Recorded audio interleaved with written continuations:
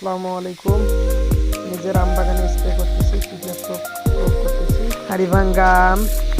যারা যারা আম খাবেন অবশ্যই যোগাযোগ রাখবেন।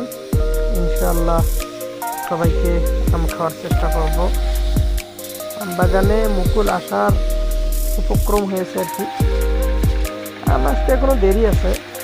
ইনশাআল্লাহ সবাইকে আম খাওয়ার চেষ্টা করব। ব্যস্ততার কারণে কারোই পাশে থাকতে পারিনি দিনের বেলা, কেউ মন খারাপ করবেন না। এই সেই আমাদের কীটনাশক স্প্রে করা গাড়ি, অটো মেশিন, চায়না মেশিন। এই মেশিন দিয়ে আমরা আম গাছে, আম বাগানে স্প্রে প্রয়োগ করি। যে পানির ট্যাঙ্ক দুটা, 500-1000 লিটার নিজের গাড়িতে করে আর কি দেওয়া। সবাই সাথে থাকবেন, ভালো থাকবেন। ধন্যবাদ সবাইকে।